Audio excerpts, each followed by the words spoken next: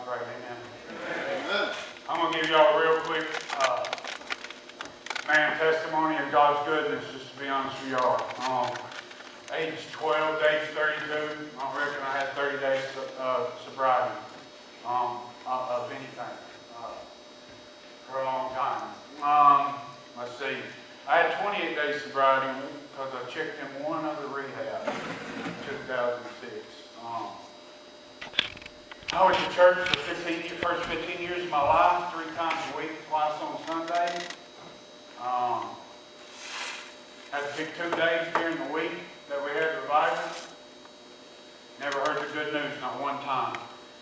Not because it wasn't being preached, but because the preacher went 95% from the Word of God and 5% him. Very rare thing. But it's because I hadn't turned my ear towards it, opened my heart up to it, or even acknowledged that I needed his help or anything about it. Man, it's just, I OD'd on fentanyl in 2016. When I OD'd on fentanyl in 2016, July, I was living on literally, spiritually and all, I was living on a dead-end road in Middle Tennessee, in a trailer with no running water, no electricity. I took a barrel and couldn't even find a stovepipe, to be honest with you. Took a bent pipe, my dad's Dremel, his 55-gallon drum, Dremeled out a door on the front, put hinges on it, put it in there, burn wood in it because it don't get that cold in winter in Tennessee, but it gets cold enough you're gonna need some kind of source of heat. I had no hope. I didn't even watch movies I didn't even watch a full movie for the last 2 years of my addiction. Because it always had hope. It had some kind of love story, some kind of success story, or something like that. And I had none of that, and I didn't want to hear it, didn't want to see it. That's what I come in at about $1.50. My parents had to buy me the clothes to wear through the program. They had to give me the bag to put them in. And that's where I came in. That's where I came in before I heard about a new covenant. I don't ever remember not believing that Jesus Christ was the Son of God and that He was sent and died for our sins and arose on the 3rd day. But I had no inkling that one time in my whole life, up to age 32, I didn't trust in it, I didn't commit to it, and I didn't rely upon it. So it had no value whatsoever in my life. But that's where God's brought me from, man. In just 43 months, 44 months, something like that. Man, he's made me a pastor, man. I didn't do an interview to get where I'm at. I don't even remember filling out an application, to be honest. So you know who I am. I'm a flipping idiot. So the last job I got was Dollar General store, and I'll be honest with you, I don't like 2 or 3 things I had to scratch out on that application and ask somebody like, "Well, what goes there?" And that's where I was at in life. I had gained nothing of value whatsoever. If I had, I squandered it all off on selfish desire.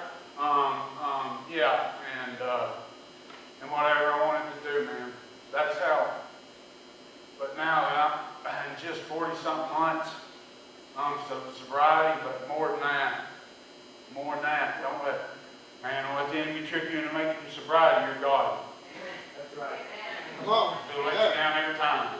You can't call out to sobriety and have them provide for your family. So just remember that. Yeah. And so I'm going to hit on probably a touchy subject. It's not my favorite thing to speak on. But I'm going to speak on submission and obedience.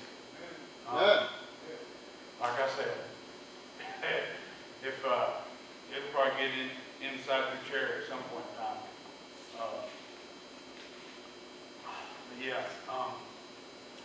I got a couple of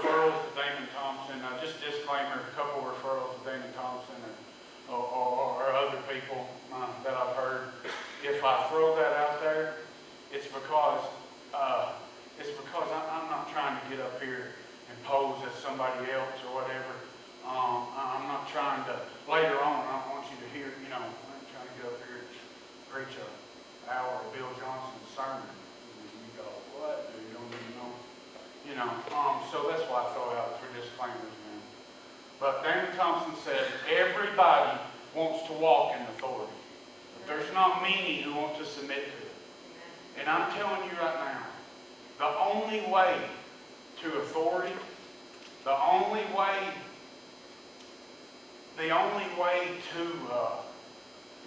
to gain these things in your life is going to be submitting. It's going to be submitting to God and to man through God to man to God. Whatever. It's one and the same. If He's placed them there,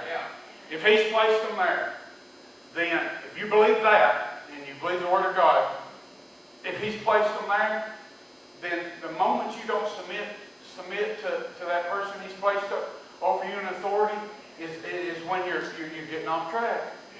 You're getting off track, man. And I've seen it over and over and over. It crashed out. But I'm more than talking about the bad that can come from not doing it. I want to speak about the blessings that can come from submitting to your leaders, man. It says you receive a prophet in a prophet's name, you'll receive a prophet's reward. That prophet, that's speaking of an office. And when it says in the name, it means in the authority of. See, in the authority of. See, when you look at a car title, who has the authority over a vehicle? The name on it. The name on it does. Whoever's name's on that title, that's who the United States will acknowledge as the owner of that vehicle. If it don't have your name on it, hey, it's got somebody else, and I don't care if they gave it to you or not. If it don't have your name on the title, they call up the police and say, really, they gave it to you, and they say, hey, dude stole my car. Guess what's going to happen? It ain't going to matter how, you minister to them, whatever you're going to do. Listen, when that car gets found, they're going to look at the title, and then they're going to go by that. You're going to have to receive a man in his authority. You'll receive the reward of those people. Obviously, it's true in my life. I couldn't even fill out a Dollar General store application. Okay? And then in just a short couple of years of submission to Pastor Adam and to Apostle Mark, Matt Johnson and stuff, I got little increments and little flutters, little flashes of what they got. Not even near, whole and complete and walking with the Lord as they are. But I'm getting there because I'm submitted to them.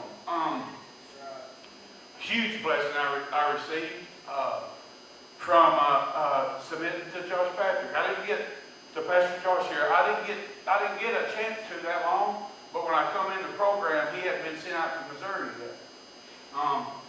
We went and laid tiles for, 7, 8. I don't even know how long I was there. We didn't get back, 10 to 7 sometimes, But just in that small submission to Him.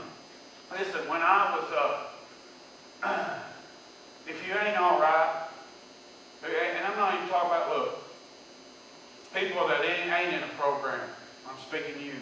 You better find some apostolic authority. You better find a spiritual father or mother that has authority and that prays. You better find it. I'm telling you, if you're not locked in. See, it's how the Lord Jesus Christ set this thing up. He set this thing up in order. Apostle, prophet, evangelist, preacher, teacher. So anytime that you ain't found somebody to submit to in that order, I don't know what you're trying to build on. But it ain't the foundation of how He set it up, man. So you better find a spiritual father and mother, and one that's been walking in it longer than you have, and when you see the authority and you see the fruit of it, better figure it out. Okay, so to find somebody you can be honest with. You can go look in the eyes and go, man, you promise you won't say nothing, man? You promise? Because I need help. Because it ain't going good. We ain't always good, man. Every time I ask somebody, are you good? Are you good, huh? Yeah. 9 out of 100 times, dude. 9 out of 100 times, you know? Knowing that I know something's going on with them. Know something's going on with them. And they just, probably not telling me in fear of punishment, just to be honest with you. Dude, perfect love casts out all fear. If you're trying to produce holiness out of fear of punishment, you'll be running from the very thing that can set you free. The only thing. And that's the love of God. Praise God. You got to draw close to that love in truth and in honesty. That's the only way to get to it. Only way to get to it. So, I don't know if you remember, Pastor Josh, but I was never alcoholic. I probably started that way at some point in time, but I never ended up alcoholic. About the only thing I didn't end up addicted to at one point in time. I promise you, it's everything else. I never done PCP. That's about it. Everything else, I ain't got to tell stories, y'all, but I've done it all. I've done it all to the extent where I'm going, oh God, I'm hid. I need some more, except for alcohol. But, dude, I come in the program and every time after a fundraiser, every time I get tired, specifically, worn out from working, we work hard. Well, we work hard. It ain't no joke, we work hard. Yeah, we receive blessings. But, so, dude, I crave, for some reason, the first 4 months of my program, I didn't crave a Corona. I wanted 11 of them. I did, man. I'm like, dude, as I got offered one, I was said, no, I'm good, but how many more do you got? Then we might start up a deal, you know what I'm saying? For real, man, I'm just being honest.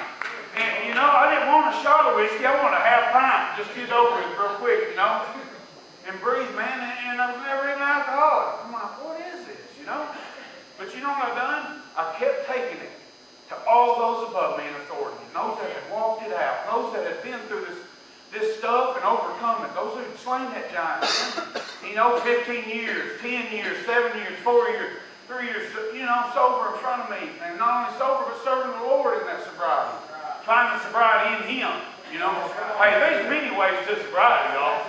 There's many ways to sobriety. There's one way to the Father, and eternal life, and life abundant. I'm telling you, sobriety to God, man, it's a trick, man. But I kept going to him with it. Somebody was I can't remember who was my mentor first that done my contract counseling. I can't remember who it was. But then they made it Josh. They switched it up on me, But I kept taking it to everybody, and then finally, I had to end a contract counseling one day with Pastor Josh, and I was telling him about it. I said, dude, every single day at some point in time, I want to drink alcohol, man. And I've never been an alcoholic. I don't even know what's going on, man. But I'm just saying, that I desire it, And so I don't think I would drink if I was, into it. But I still have the desire of it, so it might happen, you know what I'm saying? Dude, I need help here. And just submitted to Him, laying tired. We didn't get to talk much. We didn't get to do anything much outside of Kyle. You was getting ready to Missouri, all that, man. You was wearing a bunch of hats at that point in time. You was, man. You was on the go, son. But just in my small time, just submitted to Him and being honest with Him. Just in that contract counseling. One day he said, Ryan, I thought I just heard generational curses. And I said, dude, look, I come from the longest line of alcohol, dude, I come from a long line of losers, son. I'm talking about, they'll stretch around this building 2 times. That's my father's side. That ain't even count my mother's side. They're crazier than them. They dudes, I'm talking about, shoot each other over jars of moonshine. It happens. Oh, man, my grandfather, Eugene's brother, Fred shot Barney for stealing his one jar of moonshine, shot him with a shotgun. Then Marty went and got his 357 Magnum. Unloaded, killed him, went to the pen, and he died in the pen. over a jar of liquor. That's a generational curse I was under. Now I guess that was the draw that was on me, you know. I had overcome dope and pain pills. I didn't want it. Almost turned my stomach thinking of it, you know. But I desired alcohol. In my small submission to Josh Packer, he said, I thought I heard generational curses. I told him about my long-line alcoholic.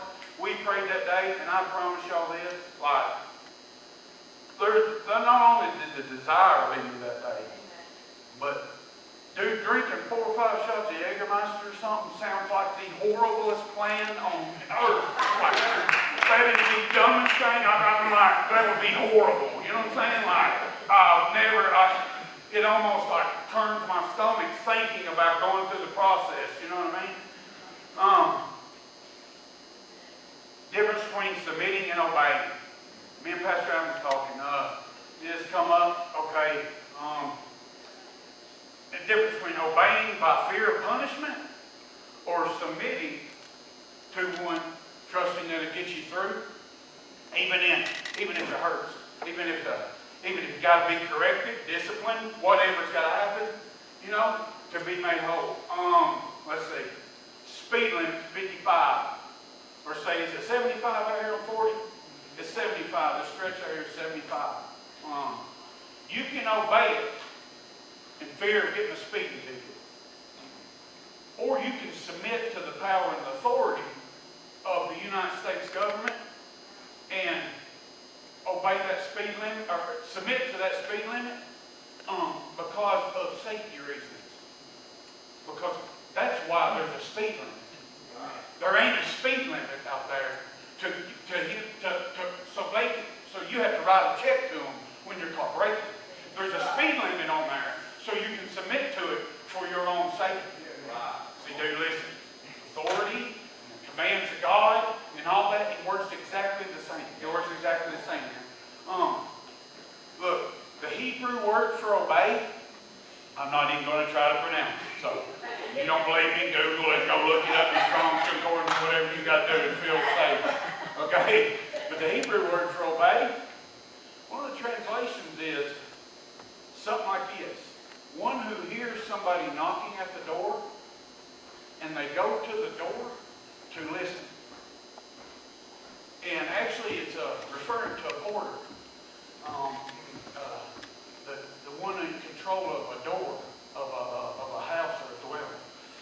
But one who hears a knocking and responds to it by going to the door and by putting his ear to the door. This refers to a stirring in the inside. It refers to,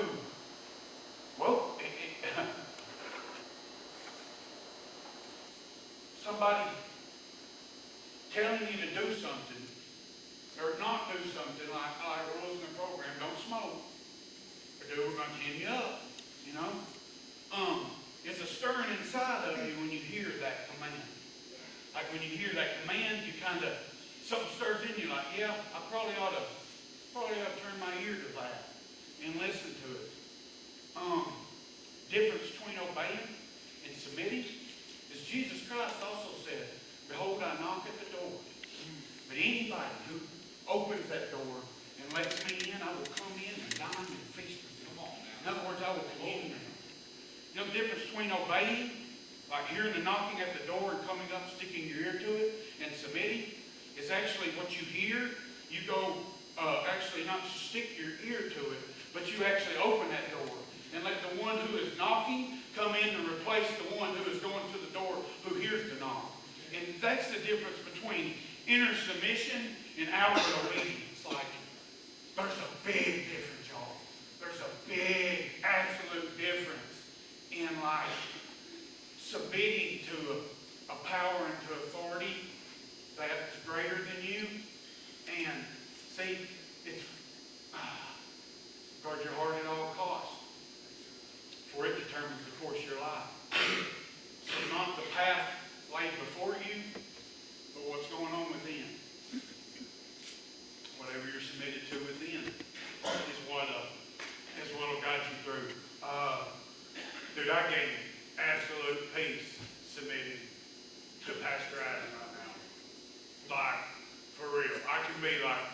I'm going to be real transparent. So, look, man, you got to learn to submit to a leader and show mercy in their flaws that they have. You know, because guess what? They're showing you mercy and submit, hey, and going forward and blessing you in your flaws. You know what I'm saying? Like, you've got to learn, if you're looking for the perfect ministry or the perfect spiritual father or the perfect spiritual mother, hey, they're all fleshly vessels, like in a clay jar. So you will not find the perfect one. Okay? So, just go ahead and learn how to submit to God. Listen, obeying your leader in his flaws because of fear of punishment, instead of submitting to God and trusting that God will work yours and his out through the whole process. Dude, I'm telling you, if you know God's got you under somebody and you release yourself from that person, dude, that shows doubt in Christ Jesus to show up and to make y'all both whole. It shows that you're not leveraging the finished work of the cross over that situation, is what it do. And you will, dude, if I do not stare at Jesus Christ and Pastor Adam, if I don't submit to Jesus Christ and Pastor Adam's flaws, bro, I'll crash out in 2 months. Yeah. I'm serious, man. And the same with him. I don't always agree with everything he says or does or makes me do. But he don't agree with everything I say. I do. So how can you sit there and stare at one and not, well, what's going on with me? You see what I'm saying? Look, you hold up a measure stick. Yes, and the measure you use to be measured back to you. Guess what? You hold up a measuring stick. They just want, hey, it's measuring that person. Guess what? It's measuring on both sides. You cannot measure something without measuring it back to you. You can't, man. So guess what? Show mercy on that leader, and you'll start seeing mercy in your life.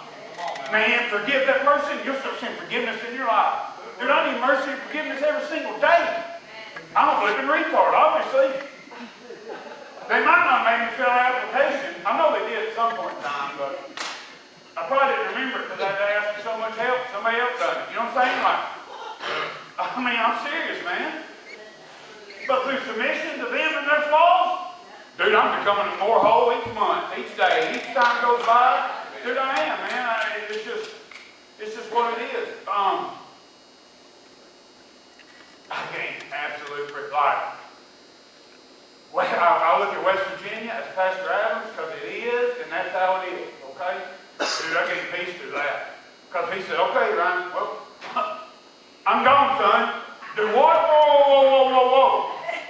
Not right now. You know what I'm saying? Like, not right now.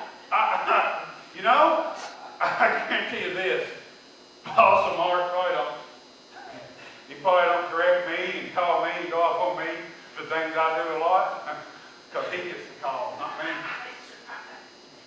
You see where the peace I get submitting to authority higher than me in this ministry? You know what I'm saying? Submitting the finances, Lord, and submitting everything I've been given to the one above me. See? That's how. See, I surrendered my life to the Lord, so the enemy can't take it. The only thing that can be taken from you is that which is held. Only man gain his life, he loses it. The only thing that's truly lost is what you're holding on to. The only thing the enemy can swing at, what you're puffed up in. Holding on to, you give it to him. Hey, nobody taking out his hand. Because nobody will take the ones that are in my hand. Jason Armstrong said, what you honor will come to life. Man, God's good.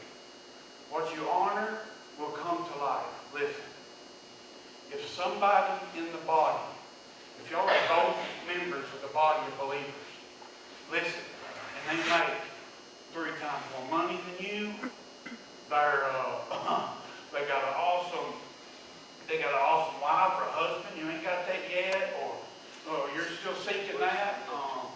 If they got a title and authority, and you ain't got that much, listen, don't become become jealous and let that jealousy turn into bitterness towards them, because it'll separate you from that blessing and that reward, because you won't be receiving them in truth and in their flaw, and then so you won't be receiving the reward. Listen, the heart pumps blood to what parts of the body? All parts. It just, listen, it just gets to some parts quicker than it does to others. Listen, if one in authority over you is more blessed than you, simply take it as an announcement that that same blessing and same authority and same reward is going to eventually come to you. Because you cannot separate a member of the body and say this and that. If you're pointing at them, if it's coming on them, hey, it all flows from the head. It all flows from Christ Jesus.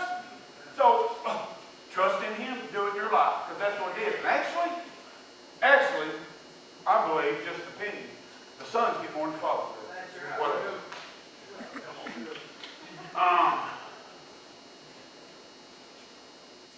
1 Peter 1, 6 through 9.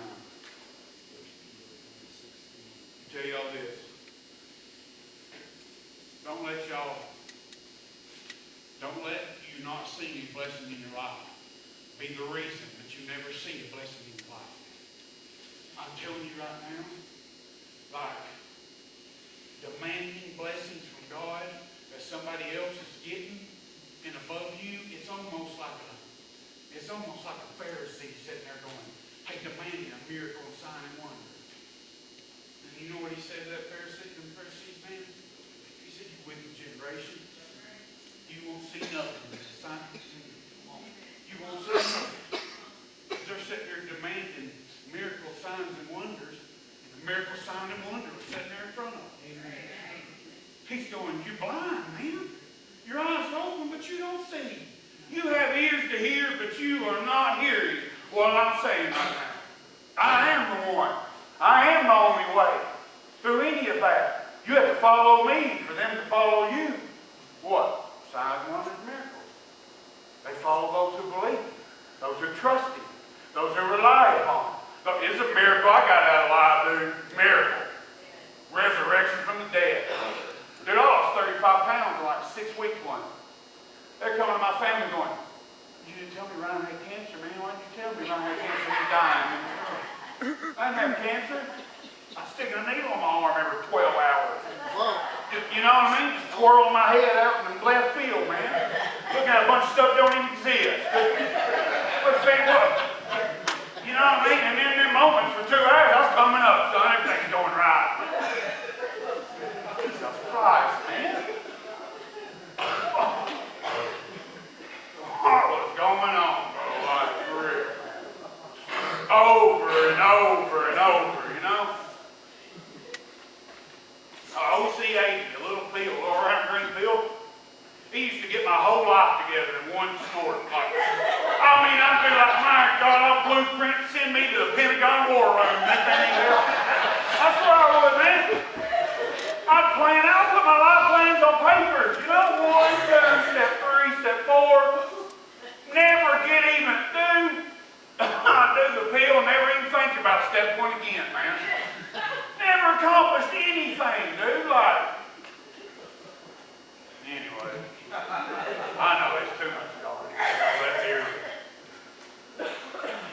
And give advice to people, and then wonder why they didn't submit to it. Like, I told you, brother. I know what you told me. Look at you, bro.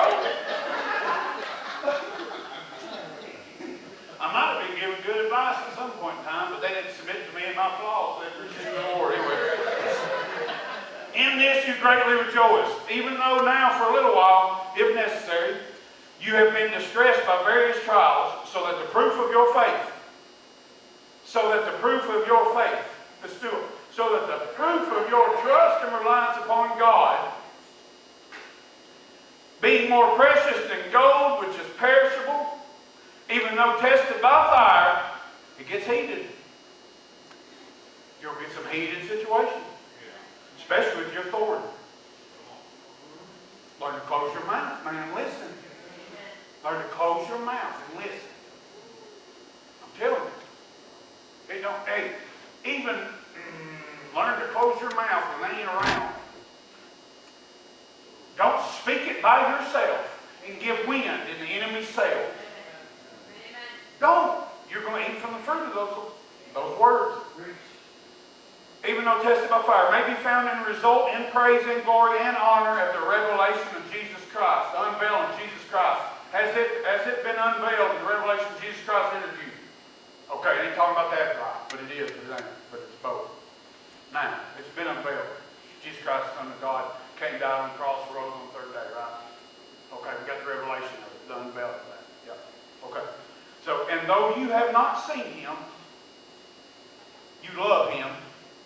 And though you do not see him now, but believe in him, you greatly rejoice with joy inexpressible, and full of glory, obtaining as the outcome of your faith the salvation of your soul. Hallelujah. The salvation of the mind. Mind at peace. Salvation of your emotions. When it gets hard, learn to submit to them, man. You know, in faith, trust and reliance. This ain't God, but it's going to be. It's going to be. Hebrews 11:1. Now, faith brings our hope into reality. It becomes the very foundation needed to acquire the things we long for. It's all the evidence seen, all the evidence needed to prove what is still not seen. What is still not seen. See, like looking to the seen circumstance and chalking that up as in good or bad, or God or not, is not faith. See, it's trusting in what you don't see over what you see. Knowing that what you see is real. Although it is real, it's an inferior realm to the unseen. Amen. See, the unseen realm is where you draw your hope from. Although you do not see God, you do not see Jesus, you believe in him. And although you've never met him face to face and walked with him here in the physical body, you love him. And you trust that he's going to show up and do that. And look, if you're looking for breakthrough, if you're looking for circumstantial evidence as your breakthrough, you're completely missing it. You're completely missing it. The Holy of Holies, the only way to enter that is within the temple. And the temple is here now. And some journey we take to some far off land. My God, it's what lies within you. Like it's what lies within you that defiles or sanctifies a man. It's what lies within you that will produce stuff in your life. And that's what the battle's won within, man. It ain't won here. It ain't won by circumstantial evidence. So don't point at circumstantial evidence and go, this ain't that ain't this, la la la. Trust on the unseen realm. It's all the evidence you need. It'll pull. Faith pulls. It pulls on.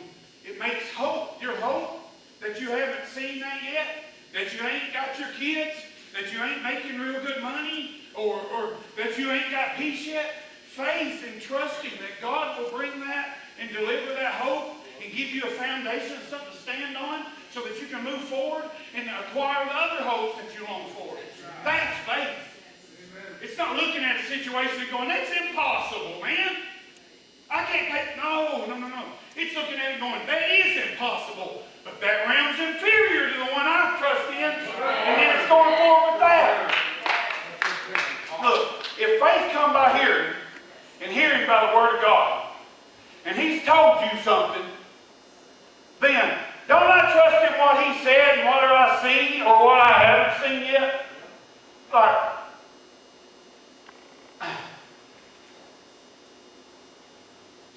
trusting in what he heard, what you heard over what he said. So for the one who believes, anything is possible. Is that what he said? He said, the one who has faith, anything's possible. So, how about instead of staring at the impossibilities, we seek Him until He speaks about the impossibilities. And see, we just trust in, rely upon, and commit our lives fully to what He said over what we see. See, that's faith. And that eventually will trump anything. Faith is the greatest currency in all the cosmos. It can be cashed in for anything. He didn't leave anything out. See, everything was made through Him and for Him. You're a co-heir, aren't you? Hold on. I get a little religious in here. If I'm a co-heir, and He sent and didn't spare His Son when He gave Him, why wouldn't He give me everything else that He had? If I'm a co-heir, I'm a co-heir. If I'm seated, I'm seated. Every spiritual blessing. Ain't that what it says? Every one of them. It ain't on Him if you're lacking. You just might be lacking in faith. You might be staring at what you don't have instead of what you could receive through faith. Other versions, Hebrews 11:1, says it's a substance of things hoped for. The word substance in the Greek is hypostasis.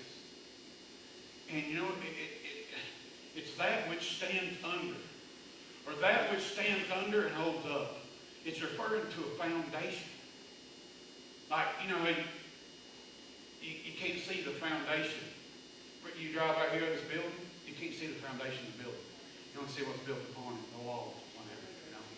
See, this is how the Christian life works. I don't think, you know, they think Paul wrote Hebrews.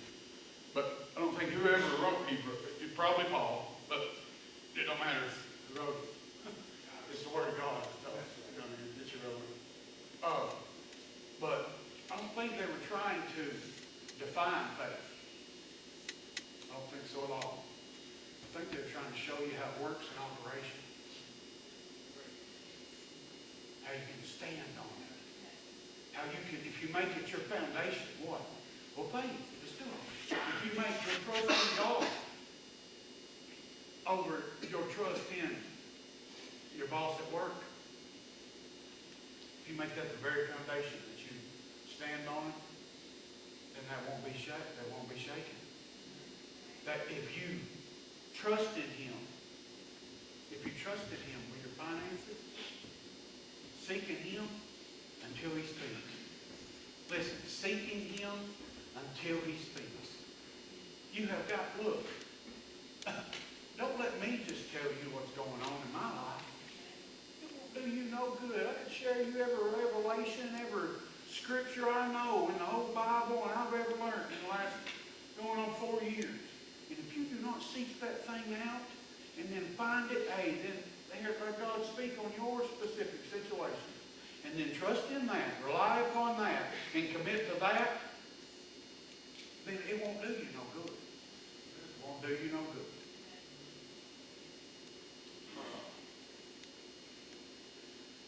So I'm going to try to give you an example of I believe in what He said over what I didn't see. Just recently,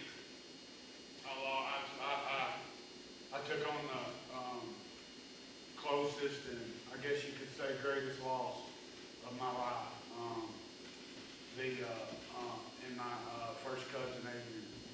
Look, y'all, he wasn't the first cousin. He was a brother, but he wasn't a cousin. He wasn't a brother. This dude, I mean, he hung on every word I said growing up. He was like 8 years younger than me. Adrian Williams was his name. He would lay down his life.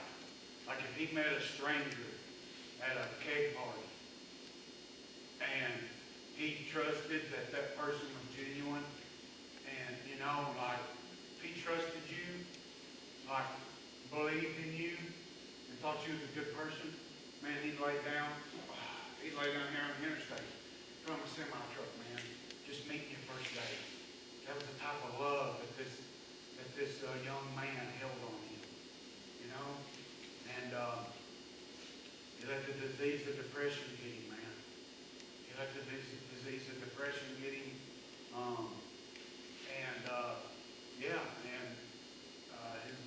The woman he was living with, Baron's mother,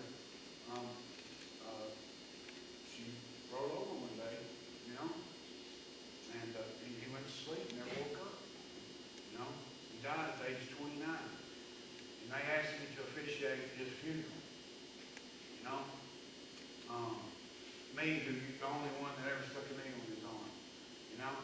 They asked me to officiate his funeral, speak on the family's behalf, man, because of what Jesus Christ has done in my life, man.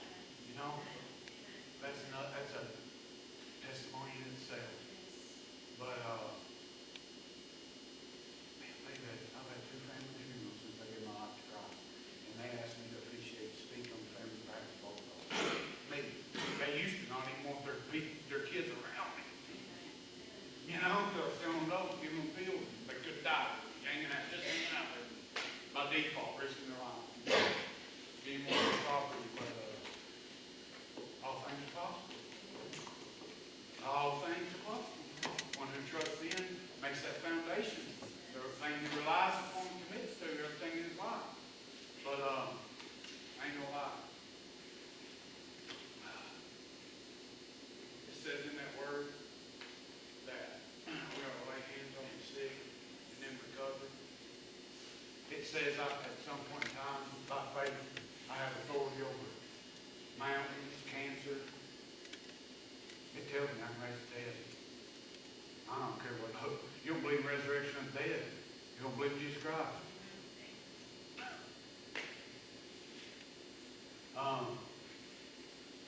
You know why? Under my voice, I spoke to my dear loved one and told him to get up. And it didn't happen. You know? I cannot let what I have not seen yet determine what I don't see in the future. Yeah. And what I see now. Yeah. Because see, I believe in God telling me that I am to raise the dead, that it's a possibility with all those who believe. I believe that over Adrian's body not coming up when I spoke to it. I do, man. I just believe that more than I do what I didn't see. So, these losses we take on, like Bill Johnson said, it don't change the mandate. It don't change what he said. It don't change what he said. I'm going to ride over here. I'm going to fly here. I don't know how many hours it was, but there towards the end, I'll go ahead and tell you. I don't know why. I thought we was taking a flatbed truck. These dudes are hot-natured. They'll have the windows down at 40 degrees outside, and you'll lose a pinky finger to frostbite driving for a few hours with these dudes. That's how it is. You know? So I wore my long johns. I did. To the 7-hour ride to Atlanta, I wore my long johns. You know what I'm saying?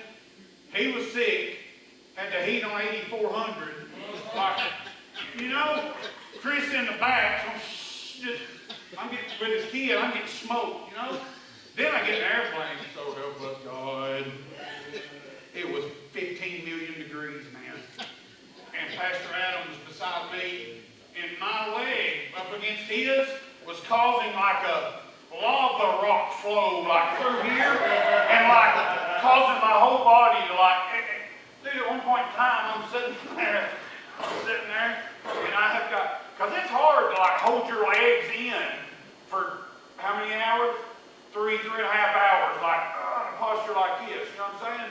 At one point in time I had to hold it my side of my pant leg, like just trying to get out my under. But anyway, try to get through it. You know that the first 7 minutes of that flight was exactly the amount of time as the last 7 minutes.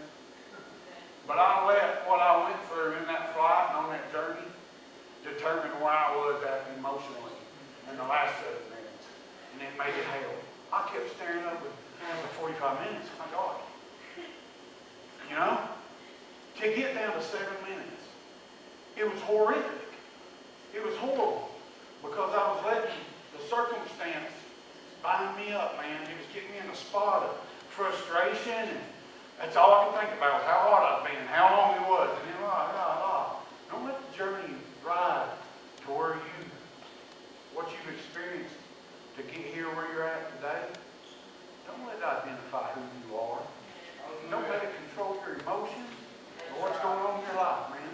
You trust in God, because He's going to work it out, man. You'll trust in Him, He'll work it out. If you'll rely upon Him, He'll work it out. If you'll commit your life, He'll work it out. Then I had the thought, I'm thinking, why did He come out of that? Why did He come out of that? Why did He come out of that casket? And then you know what I got thinking?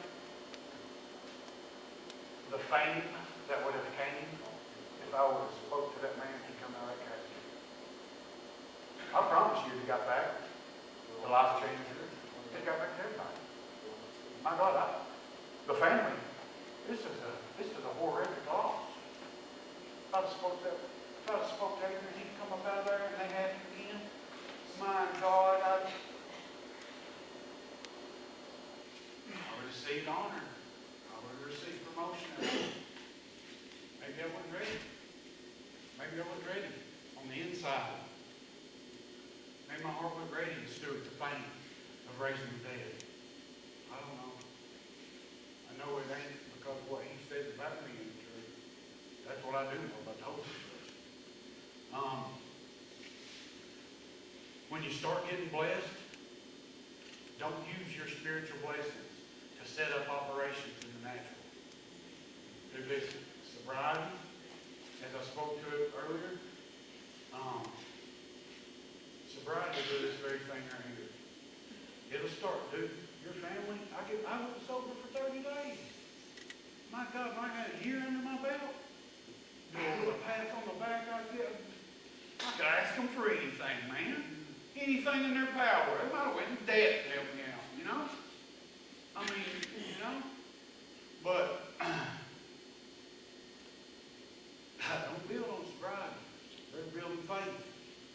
These thoughts, real quick, you got to turn there. 2 Kings, chapter 1, verse 2. One day Israel's new king, Uzziah, fell through the lattice work of an upper room at his palace, lowercase h, and his palace in Samaria was seriously injured. So he sent messengers to the temple of Beelzebub, the god of Ekron, to ask whether he would recover or not.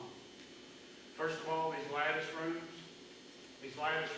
are like, they're kind of like a bay window that comes off the house that holds that, that goes, it extends out, except for it's a room. And what it is, it's built for kings, their palace, so that they can go out there. Look, it's got the only thing that's open, it's got open two ends. At the top, it's got a wall blocking anybody from viewing them from outside. And then it's got these openings, holes in the top that lets air flow through freely, right? So it provides a ample and wall of security from the outside, but it also allows air to flow freely through it, right? Our mind kind of works like that. I can roam wherever I want to in my mind. What am I thinking about, Anthony?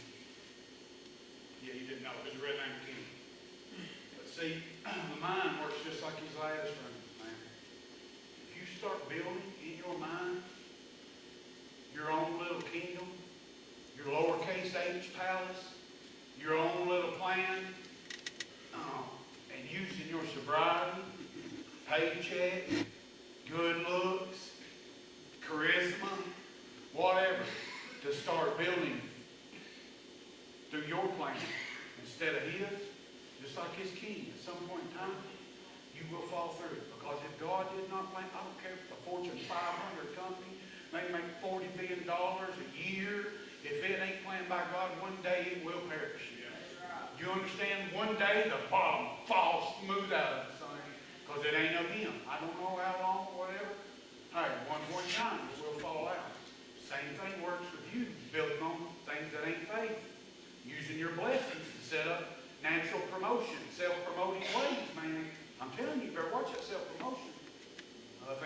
said, kingdom of darkness works on self-promotion. Don't even greed. No, now, selfish ambition. Well, see, the kingdom of hell is on the other end of the spectrum. It works on self-denial. So anytime you're trying to, hey, using that blessing to self-promote yourself, you better check it, son. You better check it, make sure it's in faith. And any action done in faith by very nature, or any action done in doubt by very nature, basic nature is sin. If you either stay in doubt, but you're not supposed to be mean, it's a sin for you.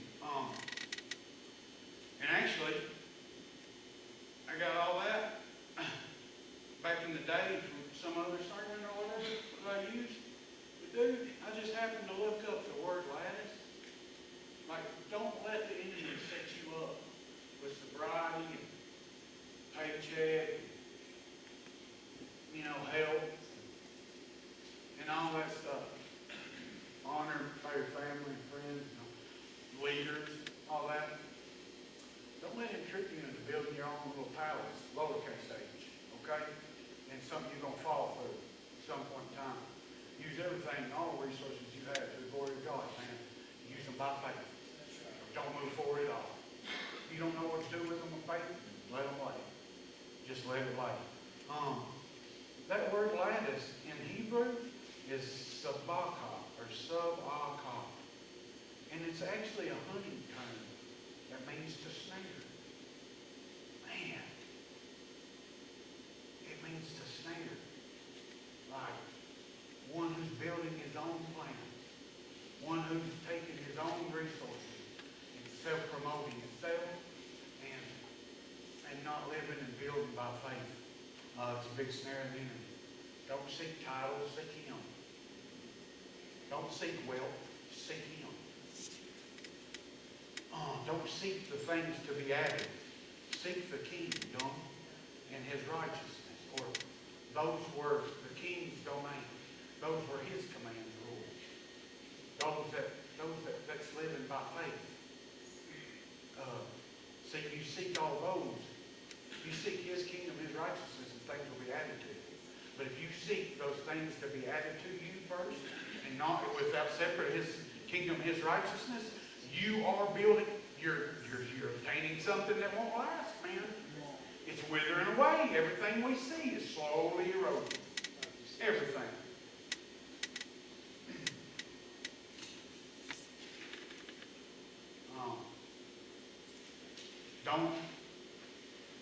Don't despise. Be patient to become a leader, y'all.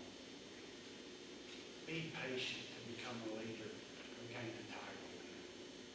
Like, just be patient. Let me prove you need to be patient by the word of God.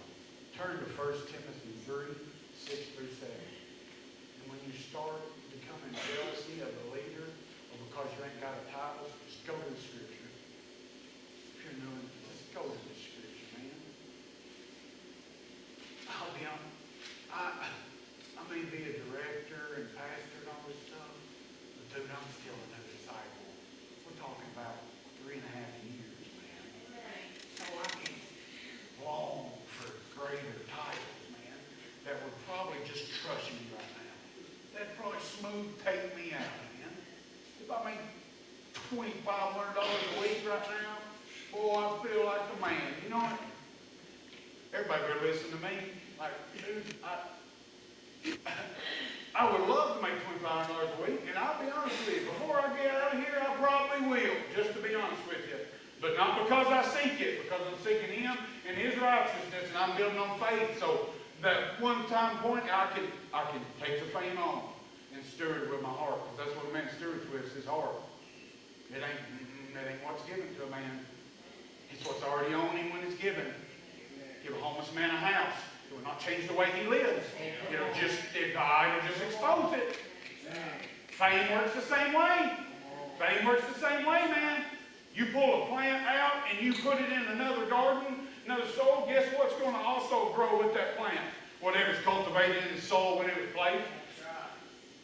That's what it'll grow too. God ain't trying to, dude, he is not trying to.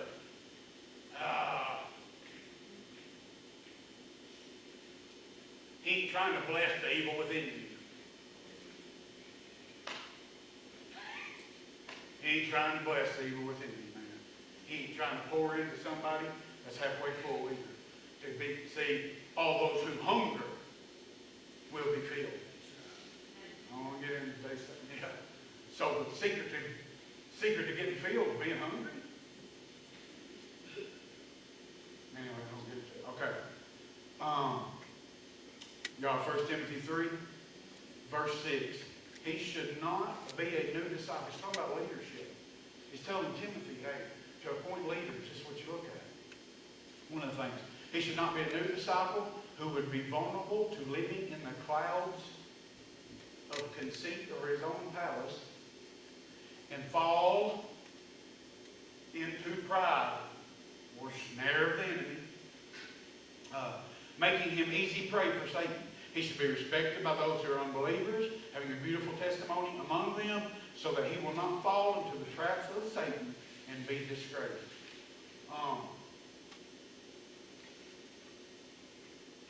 Man's hard to determine the stewardship. Listen, it ain't going to do you no good to have fortunes or get your kids back or get your husband back, your wife back, or your good job back, or all these things.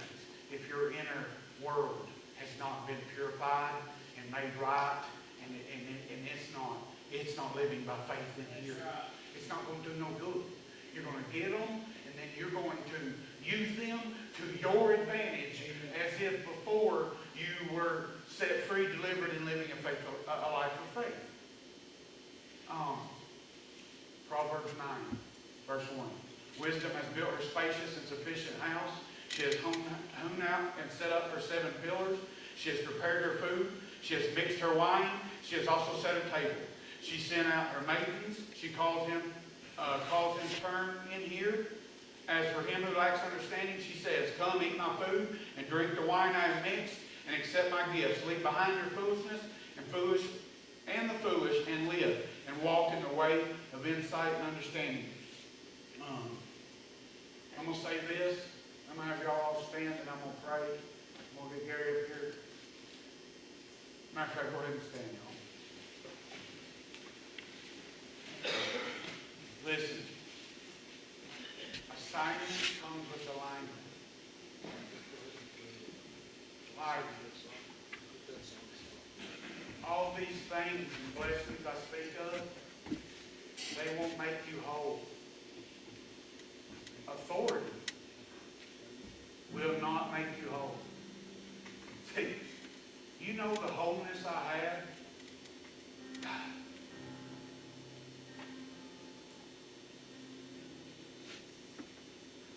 When they made me a director at Life Changers and gave me some authority over some people, do you know it didn't change one thing that lies within me? Authority don't make you complete and whole.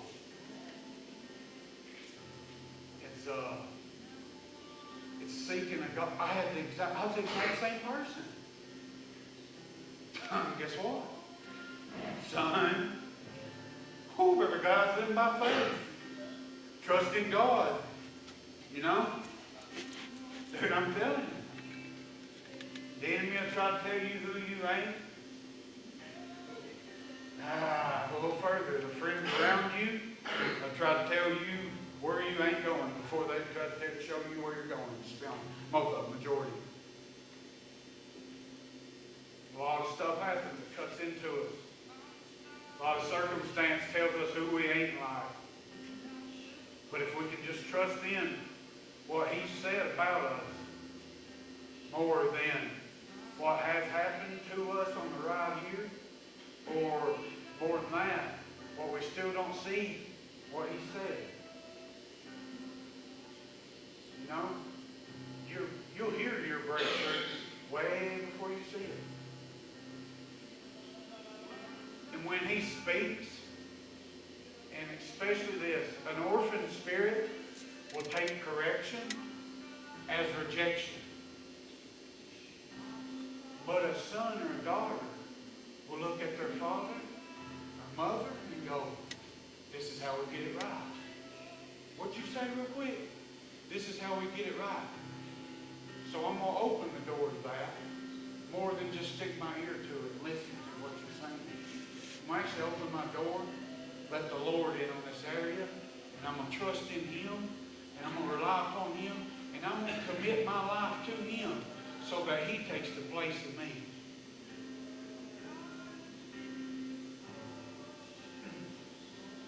See, to follow Jesus, we must deny ourselves, man. Many times it's what I think over what He said. I got to deny what I think over what He said. As Gary comes, I'm going to pray real quick, y'all.